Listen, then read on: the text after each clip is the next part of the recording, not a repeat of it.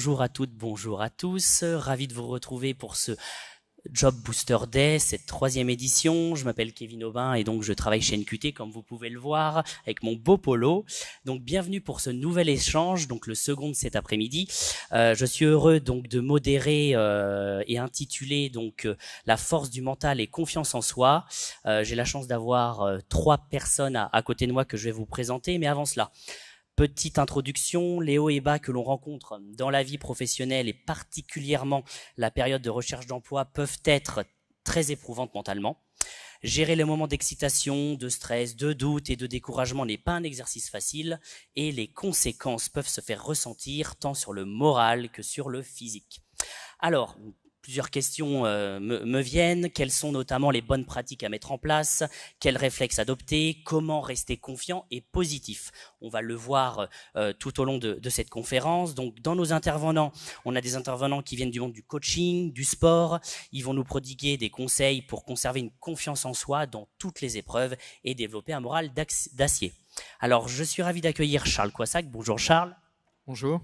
Donc, tu es dirigeant et coach pour la préparation mentale des sportifs, des managers et dirigeants. J'ai également le plaisir d'accueillir Simon Boypa, athlète français spécialisé dans le 400 mètres et le relais 4 x 400 mètres et qui se prépare actuellement pour les Jeux Olympiques 2024. Il a été 9 fois finaliste en championnat de France 400 mètres et sélectionné à 3 reprises en équipe de France. Nous aurons également la chance d'avoir le témoignage vidéo, il n'a malheureusement pas pu être parmi nous cet après-midi, de Théo Curin, double vice-champion du monde en 2017, qui a remporté la médaille de bronze aux 200 mètres nage libre lors des championnats du monde à Londres en septembre 2019.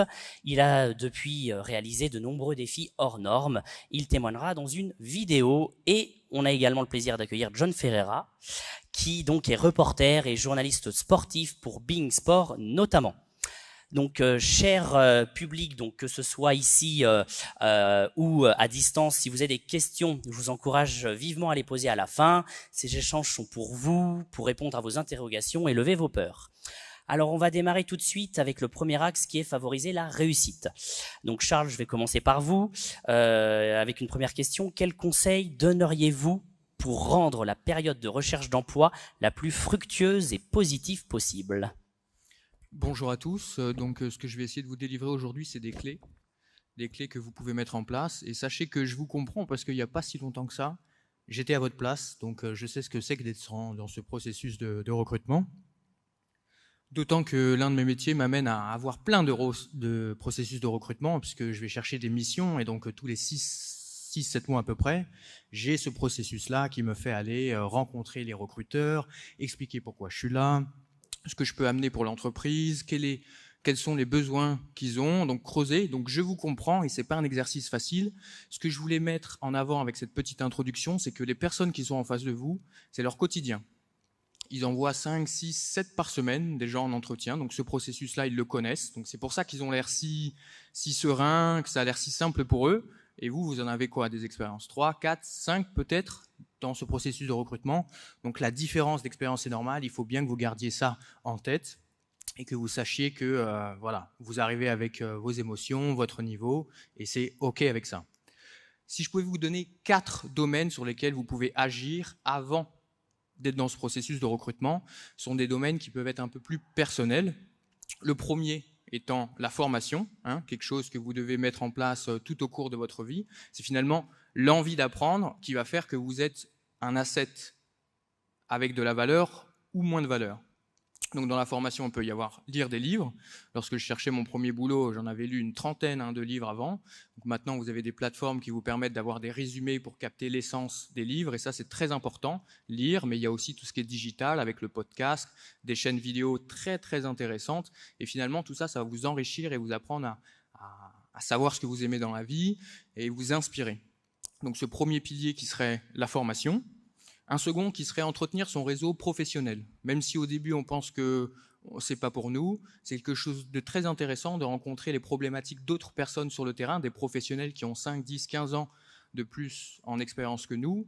Et donc pour ma part, je fais partie de au moins 5 réseaux professionnels, dont un, le CJD, avec des personnes qui sont ici pour vous coacher et qui ont des offres de stage là dans l'espace. Et c'est très intéressant pour moi qui suis quasiment l'un des plus jeunes dans ce réseau, parce que j'apprends, je sais qu'eux aussi sont passés par certaines difficultés, et en parlant, c'est déjà 50% du problème qui est solutionné.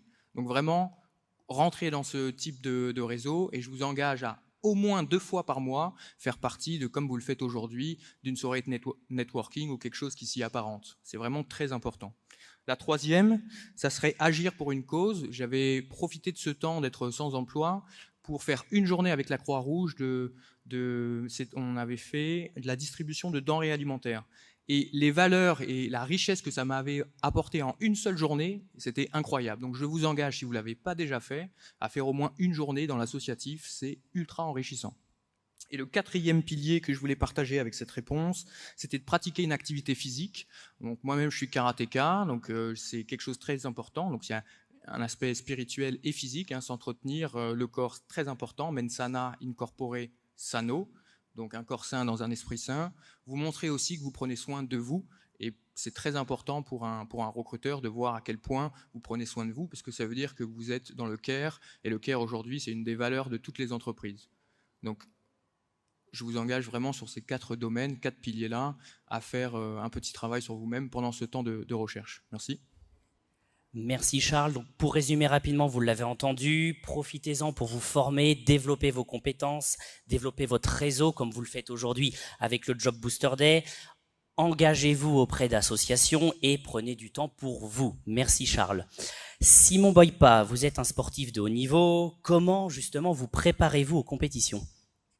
Je me prépare aux compétitions sur différents aspects. Bien sûr, ça passe par l'entraînement quotidien, toutes ces choses-là. Mais en fait, il y a un aspect pour moi qui fait 90% du travail, c'est le mental et avoir confiance en soi. Donc, ça veut dire qu'aujourd'hui, moi, je vais travailler avec une préparatrice mentale. On va se voir une fois par semaine à peu près. On va utiliser différents outils, que ça soit la visualisation. Donc vous imaginez en situation sur les événements sportifs, sur ma discipline, être préparé à toute éventualité qui peuvent être différentes. C'est comme ça qu'on prépare une saison. Une saison est jamais lisse. Il y a tout le temps des aléas. Il faut tout le temps se remettre en question, avancer et savoir avancer avec un staff qui est aussi déterminé. On avance vers un objectif commun. Donc c'est comme ça que je me prépare, et la communication doit être centrale autour du projet. Ça veut dire que il faut dialoguer. Il faut savoir dire quand ça va pas, surtout quand ça va pas, mais il faut aussi dire quand tout va bien. Et quand tout va bien, qu'est-ce qui a fonctionné, noter ce qui a fonctionné, et être toujours dans cette remise en question de est-ce qu'on peut faire mieux, comment on peut avancer pour être prêt à toute éventualité. Donc être préparé dans toute circonstance. Voilà. Merci Simon. Donc vous l'avez compris, le mental est très important, la communication également. Donc on va continuer avec vous, John Ferreira. Donc vous qui fréquentez justement les sportifs de haut niveau, comment décririez-vous les temps de préparation ? Y a-t-il 2, 3 fondamentaux que vous avez notés et que vous pouvez partager avec nous ? Bonjour à tous. C'est vrai que ce que disait Simon, c'est la marque des grands sportifs que de savoir se remettre en question, d'être très bien entouré. Et je le vois sur les grands champions que je peux suivre au quotidien, sur les matchs. Alors je parle plus peut-être du football que notre sport, mais c'est ceux qui sont bien entourés qui arrivent en général à tenir dans la durée dans ce métier. C'est pas un sprint, c'est un marathon, et on a souvent tendance à le dire, et c'est la même chose dans le monde professionnel évidemment.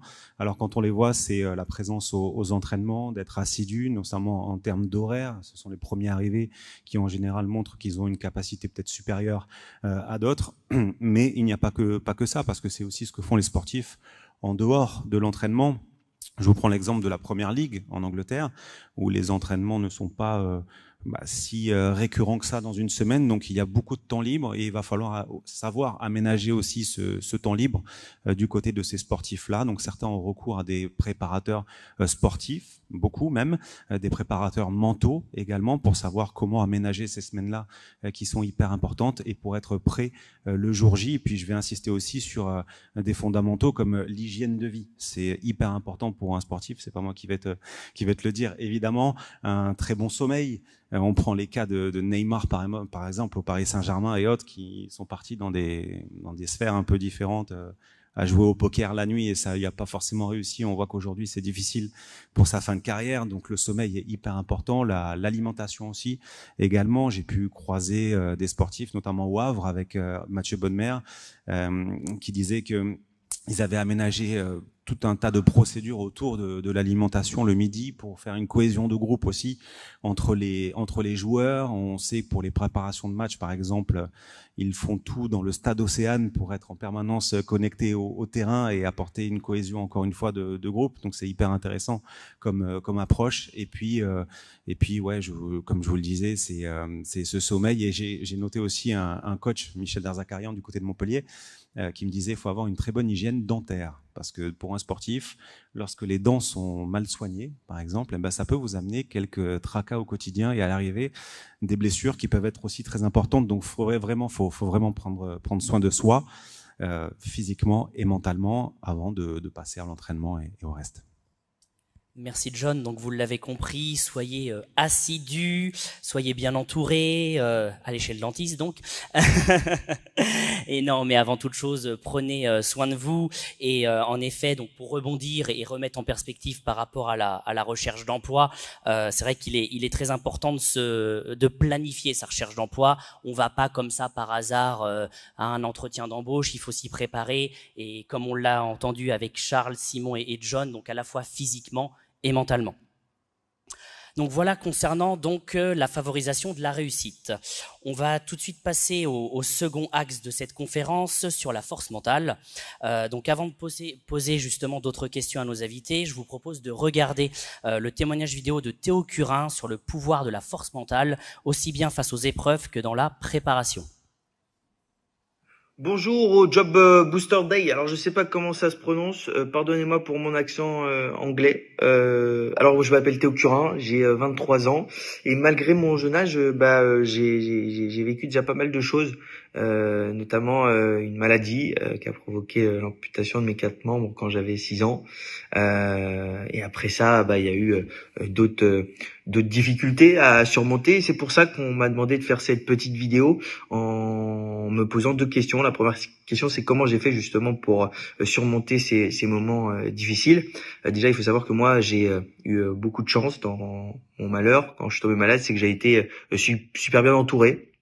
Même encore aujourd'hui, quand je fais face à des difficultés, qu'elles soient professionnelles ou autres, la première chose que je fais, c'est me rapprocher des gens que j'aime, c'est-à-dire leur demander des conseils, leur demander d'être épaulé. Ça, c'est hyper important et c'est souvent assez simple. Ça peut être de la famille, ça peut être des amis, ça peut être des connaissances, mais toujours demander des conseils aux autres, c'est pour moi une des clés pour surmonter les épreuves de la vie.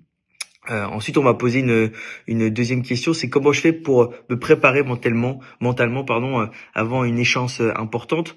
Donc, moi, je fais beaucoup de sport, mais ça peut être avant une course, ça peut être avant un entretien d'embauche, avant une échéance importante, tout simplement. Comment je fais, c'est que moi, j'utilise déjà beaucoup la visualisation. Ça peut paraître un peu chelou, mais je suis quelqu'un qui pense beaucoup en amont, c'est-à-dire que j'essaye d'imaginer tout ce qui peut se passer le jour J, que ce soit les choses positives, mais aussi bien les choses négatives. Comme ça, mon cerveau est déjà prêt en fait à pratiquement tout ce qui peut se passer. Donc il y a moins de surprises. On peut préparer certaines punchlines, on peut se préparer à pas mal de petites choses et c'est quand même assez rassurant.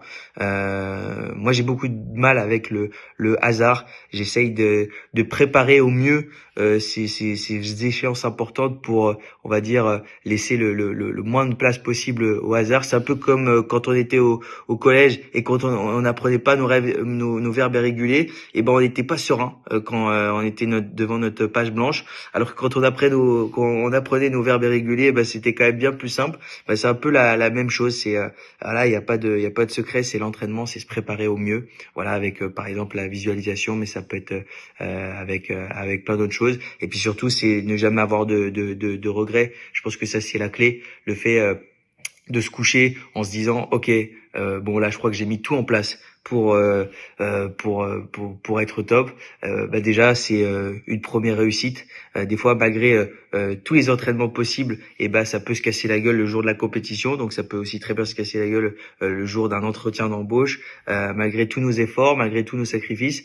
Mais voilà, quand on a cette sensation d'avoir tout mis en place, d'avoir donné le meilleur de nous-mêmes, c'est déjà une première réussite. Et voilà, après il faut continuer, rien lâcher et se poser les bonnes questions pour être encore plus fort et un jour décrocher voilà une médaille, un job et tout ce qu'on souhaite évidemment. Voilà, j'espère que voilà vous avez compris un petit peu ce que je voulais dire et je vous embrasse. Bonne journée ou bonne soirée. Je sais pas quand vous verrez cette vidéo. En tout cas, à très bientôt et à la prochaine. Ciao. Harmonie Mutuelle. Avançons collectif. Donc vous venez de voir le témoignage de Théo Curin que nous remercions. Peut-être que John, Simon ou Charles, une réaction? Moi, je vais réagir au témoignage de Théo que je trouve très vrai sur plusieurs aspects. Notamment, il a parlé de hasard. Il a dit que le hasard, ça n'existait pas. Et pour moi, en fait, je rebondis sur ça parce que pour moi aussi, ça n'existe pas. C'est-à-dire que chaque jour, si vous faites tout pour arriver à un objectif, pour moi, c'est sûr que vous allez y arriver. La question, c'est quand, comment, le plan que vous allez mettre en place, comment vous allez rebondir sur les différents échecs, etc. Mais dire que j'ai eu de la chance, c'est pour ça que je suis là. Non, si vous avez rencontré telle personne, c'est que vous avez fait l'effort, c'est que vous avez fait les choses pour mettre ça en place. Et pour moi, c'est essentiel. Et si vous faites à chaque fois 1% de plus que les autres sur toute une journée, c'est peut-être que vous arriverez plus vite à votre objectif final. Et il n'y a pas de souci si votre objectif change en cours de route. Et c'est peut-être même très bien. Mais il faut faire cet effort de tout le temps travailler et d'aller au bout des choses au quotidien. Voilà, c'était ma petite réaction. Merci Simon pour ce partage. Charles, vous vouliez réagir? Oui, alors attention quand même, ne pas tout mettre en l'air à la dernière minute. Vous la voyez, cette minute où vous arrivez dans le hall de l'immeuble, là où vous avez rendez-vous au 25e étage, le temps qu'on vienne vous chercher. Il se passe 5 minutes où là on perd tous ses moyens. Donc tout le travail que vous avez fait avant, là, pendant un an, tous les pourcentages que vous avez gagnés, les outils que vous avez acquéris, si c'est pour les perdre dans les derniers instants, c'est vraiment dommage. Donc essayez de travailler quand même sur votre gestion du stress aussi. Donc le fait de travailler, de répéter encore et encore cette situation que vous allez vivre en face à face, où vous allez devoir répondre à des questions, vous présenter, effectivement, ça peut vous permettre, la visualisation finalement, de vous mettre dans l'état émotionnel dans lequel vous allez être, en stress. Mettez-vous en situation de stress tout seul à la maison ou avec des amis. Pour une fois, vous allez le revivre sur le terrain, que ce soit quelque chose de plus simple à gérer. Parce que, encore une fois, le dernier instant, là où il faut mettre le dernier coup, c'est souvent le plus dur. John, un partage? Théo, athlète exceptionnel. Alors, qui de mieux que lui pour permettre d'avancer, pour se focaliser sur nos objectifs, parce que c'est vraiment ça la clé, il le dit, c'est d'avoir des objectifs, être vraiment déterminé sur ce qu'on veut, et c'est exactement la même chose dans la recherche d'emploi, c'est se fixer des étapes, et soudainement peut-être qu'un objectif qui paraît très loin, ou quelque chose d'inenvisageable, en le construisant avec des étapes et en se posant les bonnes bases, finalement il est atteignable petit à petit, c'est les fameux pourcentages qu'on va aller chercher. Et finalement, pour y arriver, il est la parfaite illustration.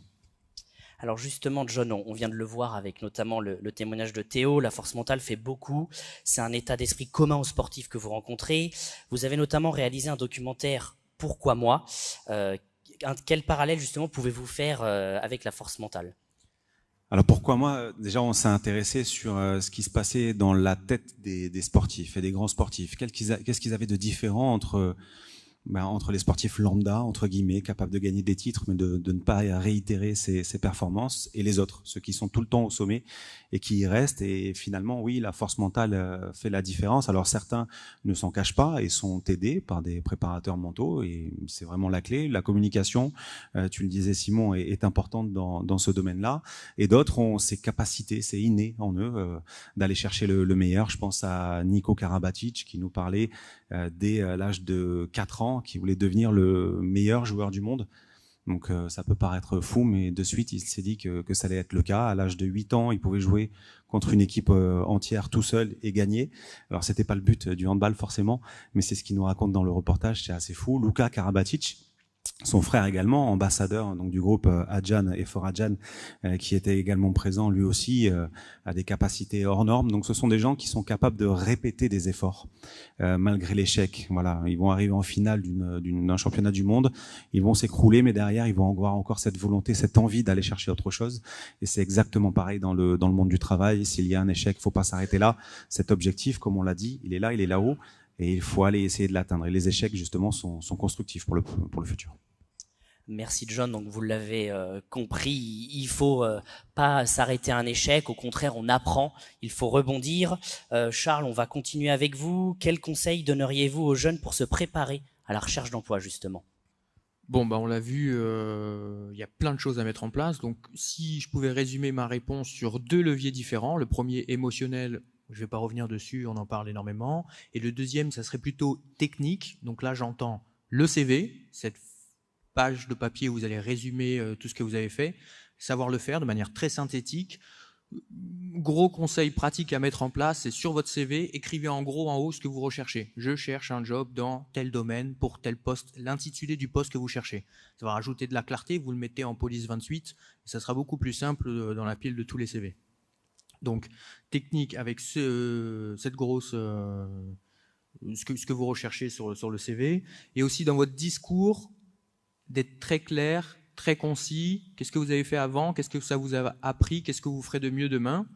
Et surtout comprendre le besoin de l'entreprise. Pourquoi aujourd'hui, il y a un poste qui est ouvert? Quelle est l'attente de l'entreprise? Posez des questions, soyez sûr d'avoir bien compris ça, et ça montrera à l'employeur que vous vous intéressez à lui d'une part, et que vous savez à quel besoin il faut répondre exactement. Donc c'est le périmètre de la fiche de poste. Donc c'est oui, il y a vous d'un côté sur la partie technique, mais il y a aussi de l'autre côté, est-ce que vous avez bien compris l'enjeu pour l'entreprise? Donc posez beaucoup de questions là-dessus. Merci Charles, donc vous l'avez entendu, apprenez à bien vous connaître, travaillez bien vos outils, mais aussi à connaître bien évidemment les autres et notamment l'entreprise dans laquelle vous candidatez. Simon, quels sont les exercices que vous faites justement pour gérer le stress qu'on peut avoir en prévision d'un entretien d'embauche par exemple? Vous avez pas mal d'exercices en fait le stress, c'est quelque chose qui arrive à tout le monde. Je suis persuadé que Théo Curin, ça lui est déjà arrivé sur des championnats. On a parlé de Nicolas Karabatic, c'est sûr, ça lui est déjà arrivé. Même un Teddy Riner, pour moi, il doute. Tout le monde doute. La seule différence, c'est comment vous allez faire avec ce doute-là et ce stress-là pour faire la différence. Et vous pouvez le gérer très bien avec de la respiration. Donc, ça peut être, par exemple, c'est une méthode qui est utilisée par les militaires et les snipers sur la respiration qui s'appelle le 3-5-8. Ça veut dire que vous allez inspirer pendant 3 secondes. Pendant 5 secondes, vous allez bloquer votre respiration. Et ensuite, pendant 8 secondes, vous allez expirer. Et vous allez faire ça plusieurs fois. Vous pouvez le faire, par exemple, juste avant de passer l'entretien, de rentrer dans la salle, ou justement, juste avant de monter ces fameux 25 étages possibles, comme a pu évoquer Charles tout à l'heure. Et voilà, ça, c'est un outil que vous pouvez faire. Vous pouvez aussi pratiquer de la cohérence cardiaque tous les matins, ou quand vous sentez que vous traversez une période où vous êtes un petit peu plus stressé. Tout simplement, là, ça consiste à respirer pendant 5 secondes, et ensuite, après, à expirer pendant 5 secondes et de faire ça de manière douce, efficace, de faire pendant 3, 4, 5 minutes. Et toutes ces petites choses-là, c'est des outils qui sont utilisés par les sportifs, parfois de façon naturelle, ou sinon c'est des outils qui sont donnés par les préparateurs mentaux et que moi j'utilise au quotidien, justement dans ces situations de stress-là, quand vous êtes sur un championnat du monde, un championnat d'Europe ou sur une période un petit peu plus stressante. Merci Simon, donc vous l'avez compris, le stress fait partie de la vie, c'est normal qu'on ait du stress, mais il faut apprendre à le maîtriser, donc retenez bien un chiffre, le 358, donc on le fera peut-être à la fin. Oui, vas-y John. Non, par rapport au stress, le stress ne veut pas dire doute forcément. Le stress peut être transformé en quelque chose de bénéfique, et pour croiser beaucoup de sportifs, c'est ce qu'en général ils arrivent à faire. Ils ont cette capacité alors de se dire c'est le moment présent, c'est maintenant, il n'y en aura pas d'autre, et du coup en se donnant des éléments clés dans la tête, ils arrivent à transformer ça en positivité, et du coup ça fonctionne souvent. Merci pour cette conclusion. Alors, on entre dans la dernière partie de cette conférence. Donc là, on a vu la force mentale. On va maintenant venir à la gestion de l'échec. Alors Simon, on va te redonner le micro. Vous êtes un sportif donc de haut niveau. Justement, comment l'échec entre dans votre champ mental ? C'est dur. clairement c'est dur. J'ai pas d'autres mots. Je vais pas mentir. On a tous vécu des échecs qui sont plus ou moins importants. Je vais vous parler moi des échecs récents. J'ai fini en burn-out sportif la saison dernière. J'ai tout remis en question. Je voulais arrêter mon sport, arrêter ma carrière, totalement repartir à zéro sur une feuille blanche. Ça a été très compliqué pour mon entourage déjà de comprendre, d'accepter cette situation-là d'échec. Et une fois que cette situation elle est acceptée, c'est quel outil on met en place pour pouvoir rebondir. Donc ça a été d'accepter de se faire accompagner par des professionnels, discuter, échanger. Je reviens sur la communication entre les membres du staff parce que pour moi c'est super important. Et une fois que toutes ces choses-là sont faites, c'est d'avoir un plan d'attaque. Donc moi pour ma part, j'avais plus de plaisir à aller à l'entraînement, j'avais plus envie. Etc. Et je me suis juste posé des questions. Pourquoi j'avais commencé ? Qu'est-ce que c'était mes objectifs ? Je suis reparti d'une feuille qui était toute blanche et ça a été reprendre du plaisir, remettre moi je pratique l'athlétisme mais c'est très dur au quotidien parce que c'est pas un sport où on peut dire par exemple on joue au football, on joue au basket, etc. À l'athlétisme on joue pas malheureusement, mais faut arriver à avoir une certaine forme de jeu et de pouvoir au quotidien prendre du plaisir. Et cette notion de plaisir dans ce que vous faites, elle est hyper importante. Et quand vous avez un échec, quelque chose comme ça, rappelez-vous pourquoi vous avez commencé, définissez vos objectifs et ensuite après prenez du plaisir et avancez étape par étape sur les petits pourcentages comme on a pu le dire tout à l'heure. Merci Simon. Donc bien avoir une feuille de route en tête et surtout prendre du plaisir. Charles, quand on reçoit justement une réponse négative, tu parlais voilà des entretiens notamment tout à l'heure, comment ne pas se décourager justement ? Alors il faut bien comprendre que quand on reçoit une réponse négative, c'est pas forcément un échec parce que ça vient pas forcément de nous. C'est peut-être qu'il y a eu un meilleur candidat, que l'environnement n'était pas favorable finalement, donc ça peut être un événement sur lequel on n'a aucun contrôle. Donc ça sert à rien de se flageller et de rester trop longtemps dessus.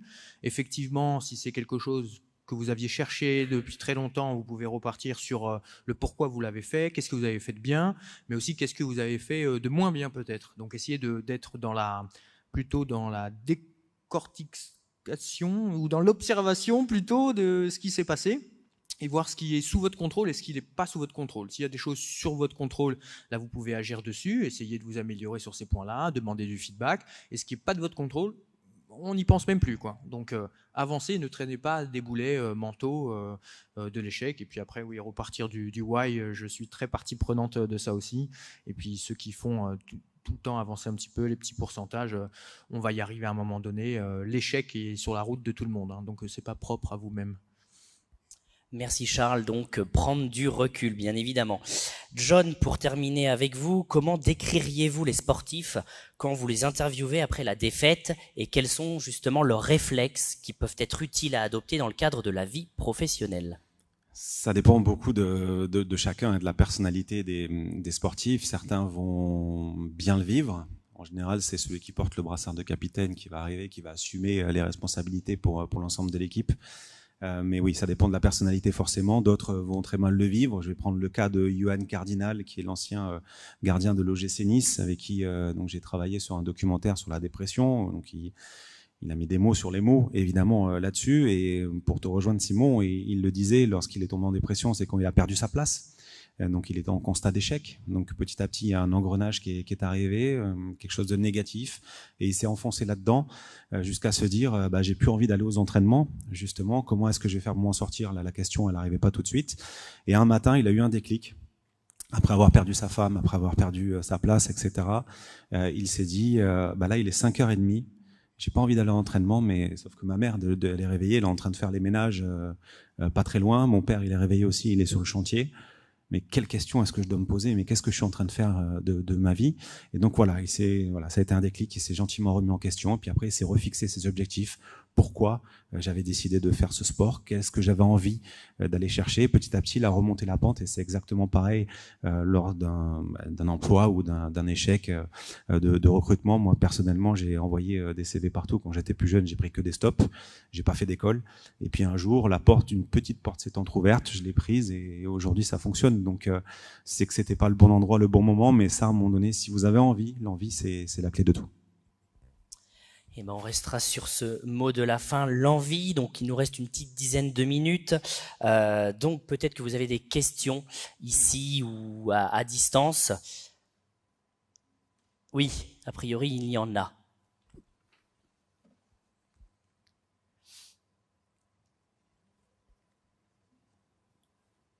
Bonjour. En fait, je voulais vous poser une question. En fait, vraiment, ce que vous avez dit, ça m'a beaucoup interpellée parce que ce qui m'est arrivé dans ma vie, j'ai eu énormément d'échecs. Et le fait que j'ai eu énormément d'échecs et de refus, comme je suis toujours en train de chercher une alternance, j'étais dans une période où j'ai fait une très grosse dépression parce que je voulais tout abandonner, je voulais tout arrêter.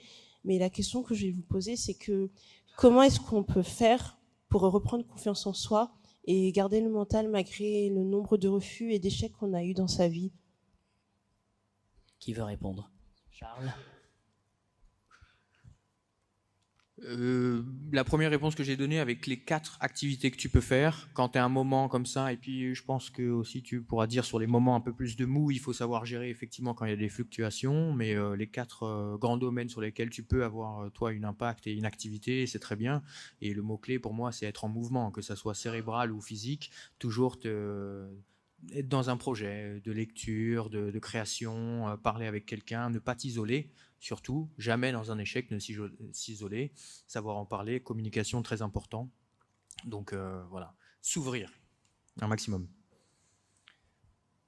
Je pense que tu as dit que tu avais eu beaucoup d'échecs. On n'est pas là pour compter le nombre d'échecs qu'on a eu. Ce qui est important, c'est comment tu vas les analyser et comment tu vas pouvoir rebondir de tous ces échecs-là. Ça veut dire que par exemple, faut analyser le problème de A à Z, repartir. Qu'est-ce qui a fonctionné, qui n'a pas fonctionné? Qu'est-ce qui était, comme l'a dit Charles, de ton ressort? Qu'est-ce qui n'était pas de ton ressort? Et avancer de cette façon-là. Qu'est-ce que tu peux changer? Est-ce que les refus étaient liés à différentes choses? Est-ce que c'était, par exemple, je sais pas, le CV? Est-ce que c'était l'entretien? Est-ce que c'était quel était le problème principal? Le pourquoi, et continuer à avancer dans cette direction-là. Voilà. Merci. Autre question? Non? À distance peut-être, sinon? Ah, il y a une question.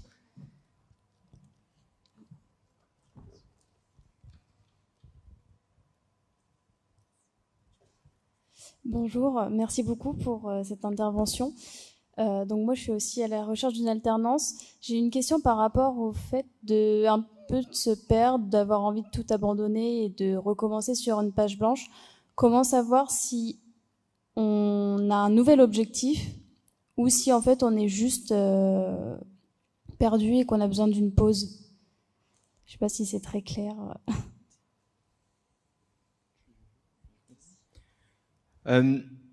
Je vais commencer et je laisserai mes collègues après ajouter. L'année dernière, j'ai fini en burn-out sportif. Pendant 2 semaines, j'avais envie de rien faire. J'étais au fond de mon lit. J'étais pas bien et j'ai eu du mal à accepter que j'étais en dépression et pourquoi je le faisais, etc. J'ai tout remis en question. J'ai tout remis à plat. J'ai énormément écrit sur un cahier. Pourquoi j'avais fait ça? Est-ce que j'étais arrivé au bout de quelque chose? Parce que je suis parti au championnat du monde, j'ai fait les championnats d'Europe, j'ai été médaillé européen. Et là, on arrive l'année d'après, et je me dis, est-ce que je suis pas arrivé au bout de quelque chose, et au bout de mon objectif et de l'essence même de pourquoi je le faisais? Mais le fait d'écrire toutes ces choses-là, en fait, ça m'a permis de me poser et de réaliser que non, en fait, c'était pas fini. Mais par contre, que je voulais plus travailler de cette façon-là. Et que je voulais changer des choses dans mon entourage, changer des choses dans mon quotidien. C'est pour ça que j'ai changé d'entraîneur, j'ai changé de prépa physique, je me suis entouré avec d'une préparatrice mentale. C'est toutes ces choses-là. Je pense pas, si l'objectif change, c'est pas un problème, parce que les compétences qui sont acquises, si elles sont pas techniques, eh ben elles seront transférables dans le prochain métier. Et pour moi, ça c'est l'essence même.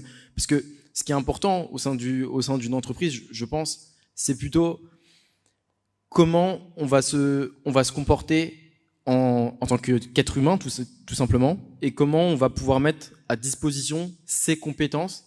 Et ensuite, après, on peut se former sur la technique. Si demain on arrêtait d'apprendre comme ça, bah la vie je pense que la vie aurait plus trop de sens. Donc je pense que c'est sur ça qu'il faut creuser pour savoir si l'objectif change ou pas. Non, je notais que Charles disait qu'il fallait tout le temps être en mouvement, avoir des idées, aller chercher quelque chose, de la lecture ou ce genre de choses-là. Être bien entouré, ça c'est une évidence.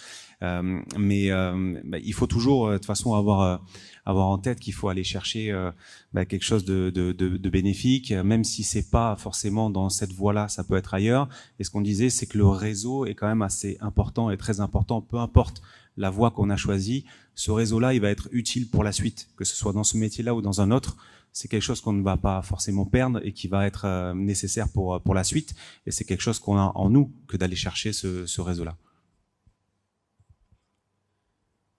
Tout à fait d'accord avec ce qu'ils ont dit, et notamment ce mot, la transférabilité, parce que la question que tu te poses maintenant, on se la pose tous à un moment donné, donc que ça soit maintenant ou dans 3, 4, 5 ans, en fait, quels sont les moyens, les choses que tu vas mettre en place à ce moment-là, parce que ça va se répéter encore, cette situation, pour te faire prendre du recul, faire en sorte que tu te ressources, et surtout ne pas être trop dans le tout blanc ou tout noir. C'est pas parce que là tu as un petit peu de doute qu'il faut soit tout arrêter, soit continuer dans ce doute. Tu peux faire un peu de recul, te dire pendant une demi-journée, je pense à rien.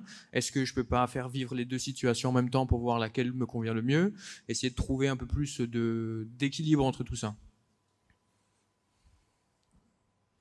Y a-t-il d'autres questions? Profitez-en. Non? Alors moi j'ai une question pour toi Charles.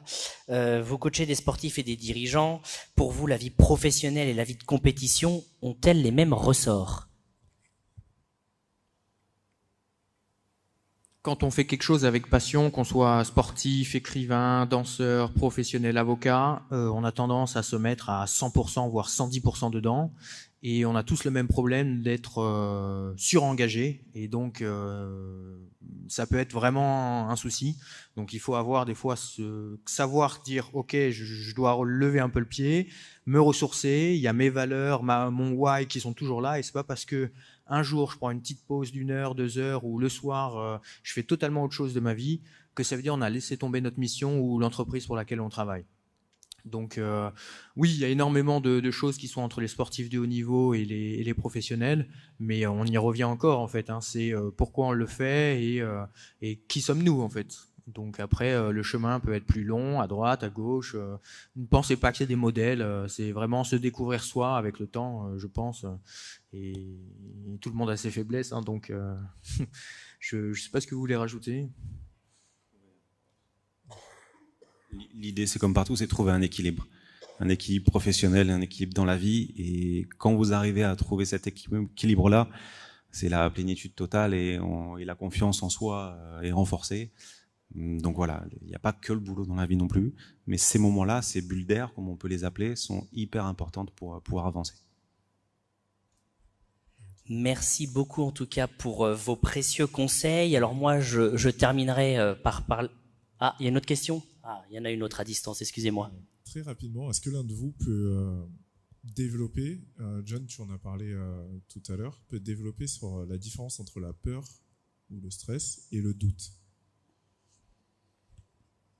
La peur, c'est quelque chose qu'on maîtrise peut-être pas, selon moi. C'est quand tu vas t'aventurer dans quelque chose, quelque part, et que tu ne connais pas, et donc forcément, tu vas être paralysé et tétanisé et ne rien sortir.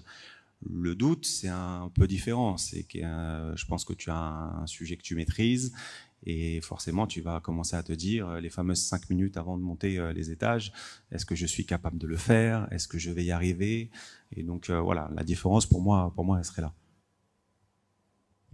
Non, je rejoins John sur ce point-là, c'est que pour moi, elle est infime, cette partie-là, mais pour moi, le doute, il arrive justement au moment où on a pratiquement tout fait correctement. Et justement, on se met à dire, est-ce que j'ai bien tout fait? Est-ce que je vais pouvoir convertir ce travail-là? Alors que la peur, pour moi, c'est une partie qui est totalement différente. C'est si on n'est pas préparé et qu'on n'est pas prêt. Moi, je l'expliquerais plutôt comme ça. Si je peux rebondir avec une question pour toi, Simon, c'est est-ce que tu fais la différence entre confiance en soi et estime de soi? Ouais, je fais la différence. C'est-à-dire que l'estime de soi, c'est plutôt tout ce que je vais me dire à moi-même. Ça veut dire que par exemple, si jamais j'ai un échec, cet échec me définit pas totalement en tant que personne. Il est arrivé, il a lieu, etc. Mais ça va pas changer mon identité, si je puis dire, et la perception que j'ai de moi-même. Mais par contre, justement, ma confiance, elle bougera pas. Parce que je sais que je vais vers un objectif et vers une direction. Donc pour moi, la confiance, elle bouge pas et elle est renforcée justement par ces échecs sur lesquels on peut rebondir, etc.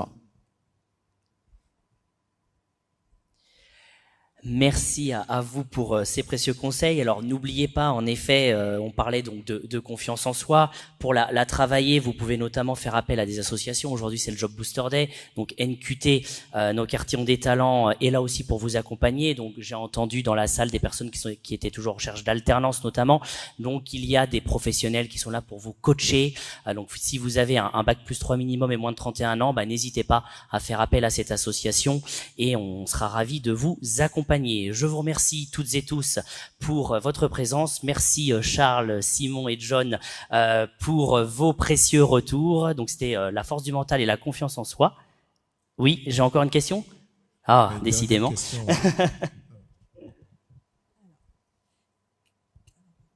Qu'est-ce qui vous permet à chacun de prendre conscience de votre chemin parcouru? J'ai l'impression de ne pas toujours aller vite et loin. Et ça sera la dernière, parce qu'après, il y a une autre conférence.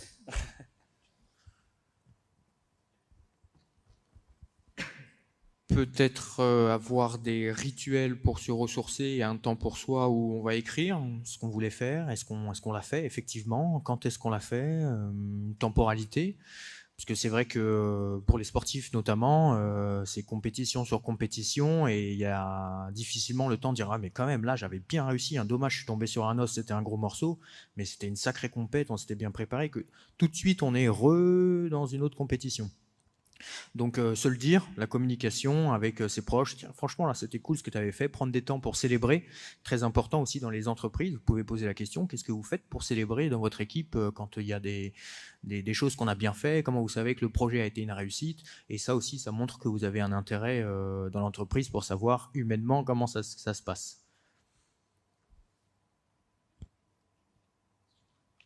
Moi, je vais totalement dans ta direction sur. C'est important d'écrire, de se rappeler. Et je vais dire que c'est surtout très très important de célébrer les réussites, parce que parfois une réussite qui peut paraître anodine pour certains, pour vous elle est énorme parce que vous avez traversé des choses que vous seul êtes au courant, et c'est important de célébrer, de se rappeler pourquoi on l'a fait et où est-ce qu'on était à ce moment-là. Et la direction où on va, et si on note tout dans un petit carnet, ça peut être pas mal de le relire dans les moments de doute et de stress.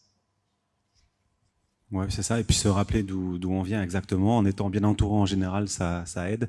Et c'est ce que je disais tout à l'heure au début, c'est que la vie professionnelle, c'est pas un sprint, c'est un marathon, donc pas forcément vouloir y arriver tout de suite, aller chercher cet objectif-là.